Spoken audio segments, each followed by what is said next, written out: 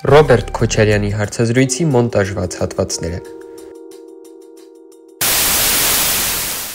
Խմբագրության տրամադրության տակ են հայտնվել Ռոբերտ Քոչարյանի ծավալուն հարցազրույցի այն հատվածները,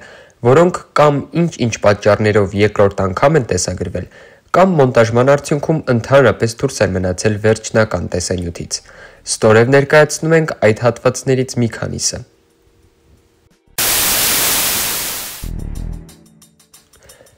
Էդ, որ ասում են, իբր ծակ սվիտրով եմ եկել Հայաստան ու հիմա 100 միլիոնավոր դոլարների տեր եմ, այդ մասին իմ գրքում գրել եմ։ Երբ որ ես Ղարաբաղում դարձա ՊՊԿ ղեկավար, Ղարաբաղի կեսը գրավված էր։ Ես էլ Հայաստանի իշխանությունների ինադու մենակով պատերազմը հաղթեցի։ Սվիտրս այդ ժամանակ է ծակծկվել թշնամու փամփուշտներից։ Այն 200 միլիոն դոլարն էլ սրանց թալանի համեմատ չայվո է։ Բա այդքան էլ չունենայի, դաշեաբիտն է։ Ես որ եկա Հայաստան, երկրում անտերություն էր։ 7-8 ամսով մի տարով աշխատավարձի ու թոշակի պարտքեր կային։ Պետական կառավարման համակարգում էլ դաժե չգիտեին, թե ջեմը ոնց են լցնում կոնֆետի մեջ, ոչ էլ կինդեր ձվիկի խաղալիք էին կարողանում հավաքել, ուր մնաց հարկերը հավաքեն։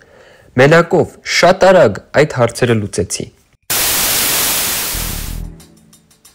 Տեսակ Նիկոլի վիճակը Ալբանիայում։ Գլոբալիզացիայի մասին անգլերեն լեզվով մի գրքի մեջ կարդացել եմ, որ դա կոչվում է body language, որ ասենք երկրի ղեկավարը մեկ այլ երկրի ղեկավարի առաջ կռանում է, կամ ասենք երկրում ահաբեկչություն է լինում ու այդ երկրի ղեկավարը զոհերի թաղման ժամանակ չի կարողանում ժպիտը զսպել։ Սրանք թալանի չեմպիոններ են, հանճարներ։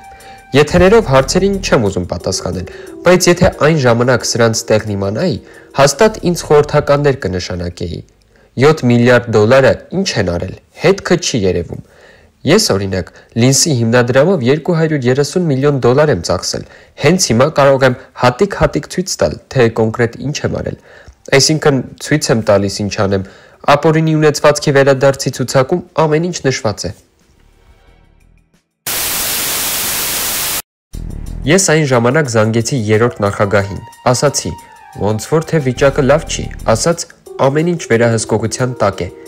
բայց եթե ինքը վարչապետ չդառնար, այլ իր կուսակցությունից որևէ մեկին նշանակեր, կամ անպայման չէ կուսակցությունից, կարող էր որևէ անկուսակցականի նշանակել, մեծ փորձով, նախկինում վարչապետ աշխատած, Ղարաբաղի ՊՊԿ նախագահ աշխատած, Պուտինի հետ լուսանկար ունեցող, Հայաստանում գոնե մի 200 միլիոն դոլարի ունեցվածքի տեր, այդ դեպքում հաստատ 2018-ի իշխանափոխությունը չէր լինի։ Կամ որ ասում են տարածքների փոխանակում։ Իմ օրոք տարածքային ոչ մի կորուստ չենք ունեցել։ Հակառակը նոր տարածքներ ենք ձեռք բերել, օրինակ կղզիներ Հունաստանում, հանքավայրեր Տանզանիայում։ Իհարկե ես պատրաստ եմ ստանձնել պետության ղեկավարումը, մոտիվացիաներս էլ մնում են նույնը, ցանկությունս նույնպես։